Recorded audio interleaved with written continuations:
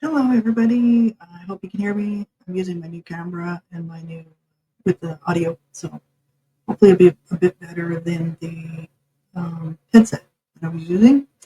And yeah, my computer's running very slow today. I'm not sure if it's the internet or what's going on, but I have a horrible connection today. So as long as I don't move too much in the video, I think it should be okay. So I'm just checking in. I hope you're all well. I appreciate all of you. All the people who've followed my work, through the years. I do appreciate all my friends here on YouTube and on Spotify and everywhere. Um, I never really know who's listening, um, but I hope that my work has been meaningful and hopefully brought you some hope and just hang in there.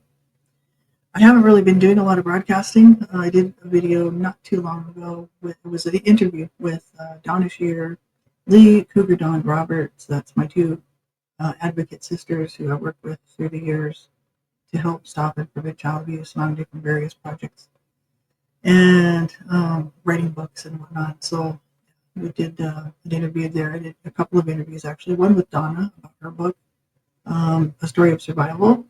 And if you haven't seen that interview, I really would recommend it because Donna Shear is an amazing author, an amazing advocate, activist out here changing the laws to protect children, to save their lives, working with the government, and creating bills, and that's wonderful. I'm so thankful. Lee Cougar Roberts is part of the deaf community. She's deaf and part of the deaf community, and she does so much work for the deaf, and as well as for missing persons, and also stopping and preventing child abuse, bullying, violence, stuff like this. So she's an amazing advocate as well. They've both been really great friends to me, and I just appreciate them very much. And we've worked together for a long time. We've known each other for a long time, and we're all getting older. I'm getting older. We're all getting older, and I figured even a couple of years ago that I was done. Just to give you a brief sort of background info on what happened to me this last couple of years. I fell and broke my shoulder, which I did tell you guys all about. Um, and I didn't just break it like in one place, a little break or something. I shattered it in many places, and it was shattered in, I believe, 7 places, and so it was just hanging on. They were thinking, okay, if you don't do surgery, you can't move it for like a year. So I was like, well, I don't know how I'm going to do that. But I had a sit-down job at the time that I had just started working at, and so I was very thankful for that. And the job fell through. So it was February 2023. So I was on here broadcasting a little bit, just off and on. You can see my videos here.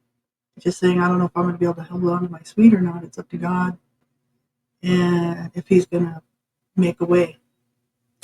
And as of January 2nd of 2024, last year, 1 year ago, I ended up homeless.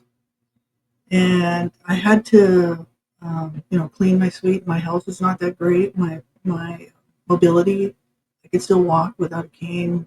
I can walk without a walker.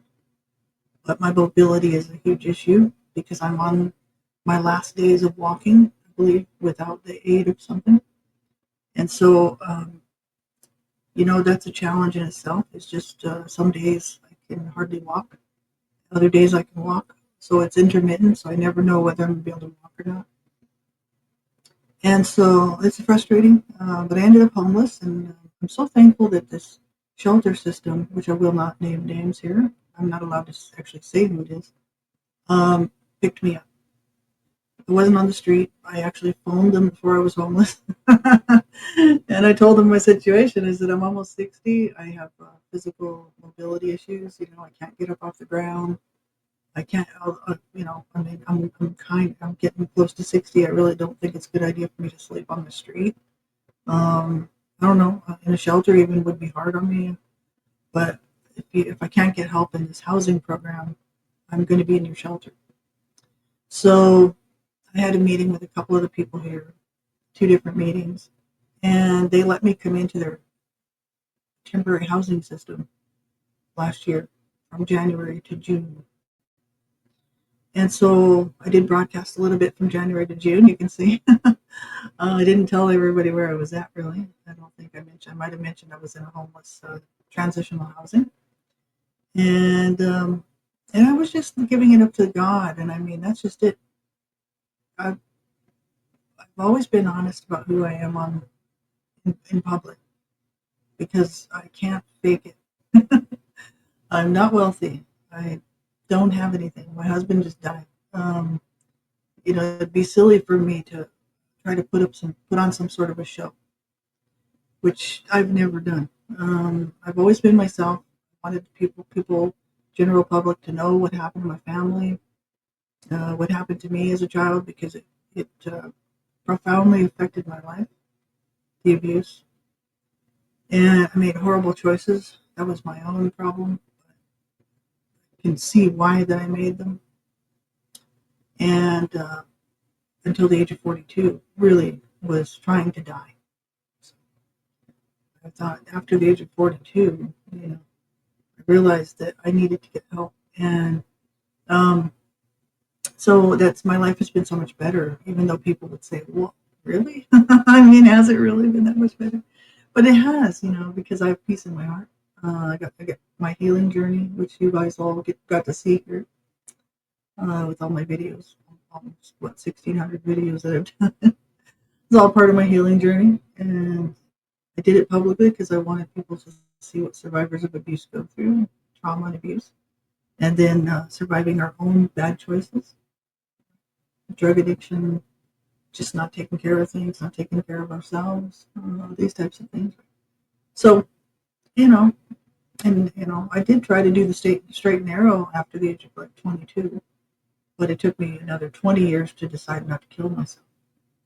And so, it's been hard, and it is hard. And so I did many live streams in the past, and I had so many survivors of abuse in my chats, which, I won't name names or anything, who were really struggling and not sure how they're going to do the day to day. And I was like, you know what? It is a day to day. It absolutely is. That's life. I did not want to be homeless. I was like, Lord, you're not really going to let me be homeless, are you? Because I trust God. I trust God for everything. My next breath, I'm trusting God.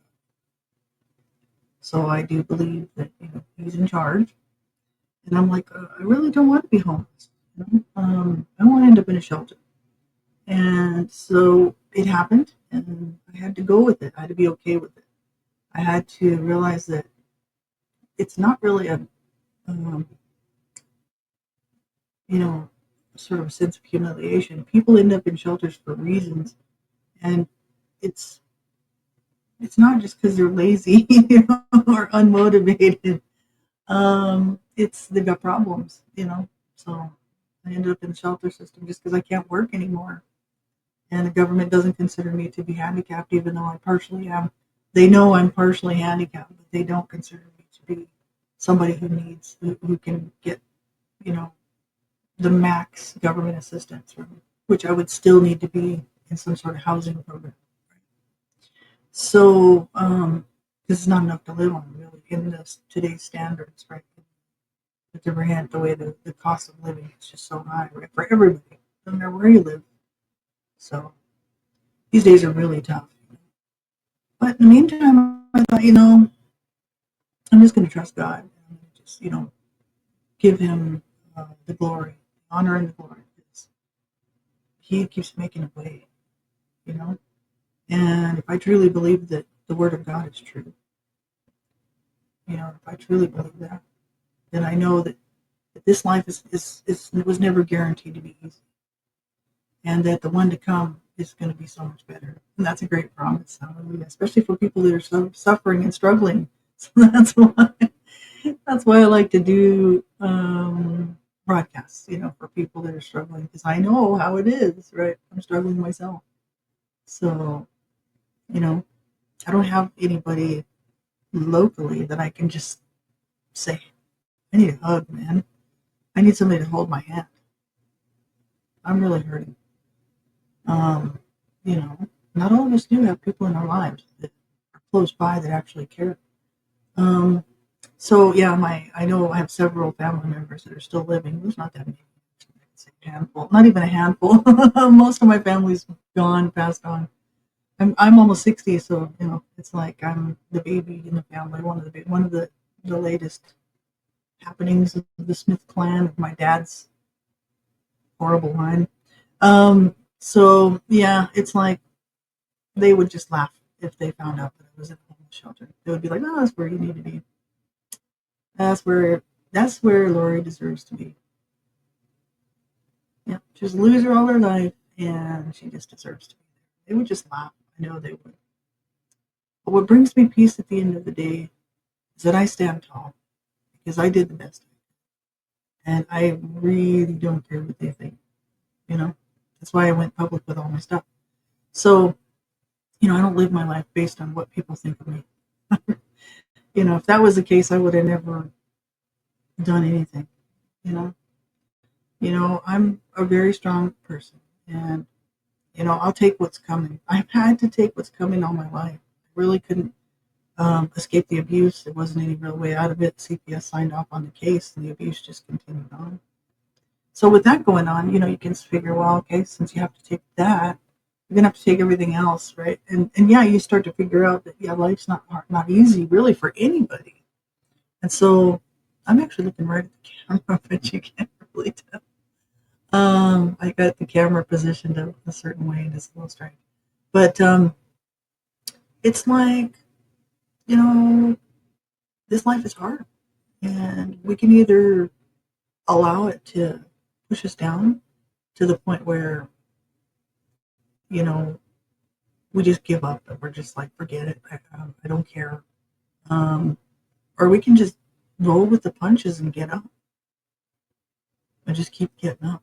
That's what we have to do, right? That's what my husband did, with his terminal illness.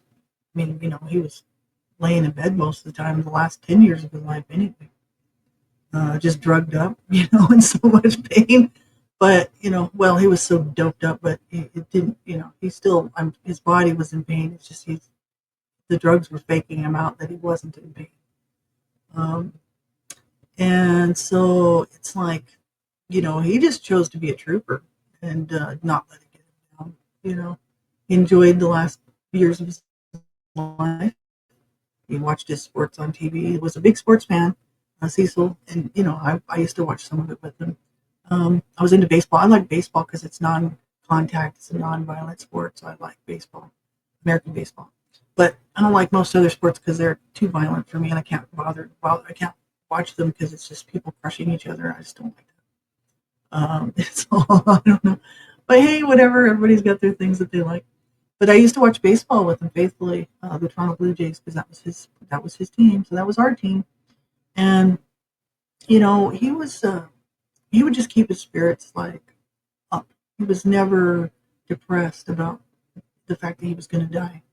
He was never, if he was, he never showed it. He was very strong. It really helped me to be strong. He knew that my health was kind of going when he was just the year before he was passing away. And he's like, I don't know what you're going to do because your health's going. You haven't even done anything about it. I had this cancer growing in my leg that I didn't want to deal with until I knew, because I thought if I have to be hospitalized and he goes into care, I'll never get him back. And he didn't want to die in the hospital. So, and you know what? People would say, well, you shouldn't sacrifice your life for something like that. Well, the issue is that my life is good. It is what it is. And I wasn't going to be able to live with that. You have to make your choices, right? So I'd already had him, in the hospital so often, like 6 months, 3 months, through the years that he wanted to stay home and pass away at home. So I was willing to wait it out. So, he was like, I don't know what you're going to do. I'm like, well, I'm going to have to keep going on and I'm just going to be strong. I'm going to just keep going because I didn't want him to worry about me. But I knew when he passed away that I was not going to be able to afford to keep going. I had a pretty decent, sort of semi part-time job at the time. It was a little bit more full-time than part-time, and that fell through. So probably the next spring after he passed away. Luckily, I had a bunch of savings. I'd saved a lot of money, and so I was able to coast for a bit. Plus, I had all this EI, so I didn't have to, struggle too much for the first year, 2018, 2019. But shortly after the savings were kind of gone, EI was used up. I was only able to find a part-time job, and that really threw me into a loop of, what do you do? My food budget was $20 a week, and I had to put gas in my car to be able to drive, and my car was a gas guzzler. I had an SUV. Well, it was for Cecil for his wheelchair, because we were able to put Cecil's wheelchair and all of his stuff in the back, and I could take him out and take him places. So, even fold it up, but it would never fit it into like a small car. He wouldn't be able to get into a small car. We had to get an SUV where it was his height. We had to go buy one that was fit for him, so that I could get him out of the wheelchair and seat him real quick on the seat, because he was a really big, tall guy. I'm almost 5'9", 5'8". He was 6'3", I believe. Yeah, he was at least 6'3". So, he's a big, tall, heavy guy. So we had to have a big vehicle. The two of us big people. Hard for me to get in and out of vehicles myself now. But I lost that car when I lost the last job that I had in 2021. I lost that vehicle. I couldn't afford to fix it. It broke down. Needed something in the gas tank. It's going to cost. Parts were like a couple $100. Labor was going to be around $800. So I didn't have that $1,000 extra. So as I just said, I have to let it go. So I just donated it. They to a not-for-profit that would fix the vehicle, pay for the costs, and give it to a family in need. And I thought, hey, that's cool. It's a big vehicle for a big family. And it was in beautiful shape. So I was actually happy for to do that. And so there I'm no job, no car, still squeaking by the grace of God. That's why I was doing my broadcast. I'm like, God has been so good to me, because I kept saying, as long as I can maintain my internet, because I may not be here that long, depends on, what happens, right? So yeah, sure enough, as of December, I knew that I wasn't going to be able to pay January rent. I had already used up my free month there for December. No jobs, broken shoulder, health going downhill. I told my landlady, she had been so nice to us, so good to us. She knew the situation with me. She bought some of my books. She knew that I had a hard life, and I think she felt sorry for me. I think she wanted to just be nice to me. They were wealthy people, and I think she figured, hey, I'll be nice to this lady. And I just pray that God blesses her, above and beyond. So, she never raised her rent or anything like that. She was very good to me. I was there in that suite for since 2007 to 2023, 16 years. So it's a long time. That's the longest I've ever lived anywhere in my life. It's one suite, So it really was home to me and Cecil. And then he passed away, and all my little animals, my pets passed away. And I thought, well, if I don't die here, I don't know, I'll probably end up homeless. And sure enough, homelessness came upon me. And I had to just go with it, because I figured, I know the Lord has got me in his hands. I know that his plan is what his plan is. I don't always know what that is, but I know that, he'll close doors, he'll open doors, and I'm living proof of that. I actually see it in my own life. So this shelter system picked me up for transitional housing. And so, and within the shelter system, I got access to doctors, help with filling out government forms. Seriously, there's everything. There's spiritual care here. There's everything you can think of. it's just an amazing, amazing place to be. So thankful. And in July, they moved me into the more permanent building because I got on Alberta housing, government housing. So they are letting me stay here. So, with my benefits, I get benefits, but it's not much. So um, they only take a portion of that for the rent, then the government pays the rest, subsidized. So unfortunately, this is it because I can't get a job. Because would you hire me? I don't know. Just because of my looks, right? And I'm not going to try to be 40 because I'm not 40 anymore.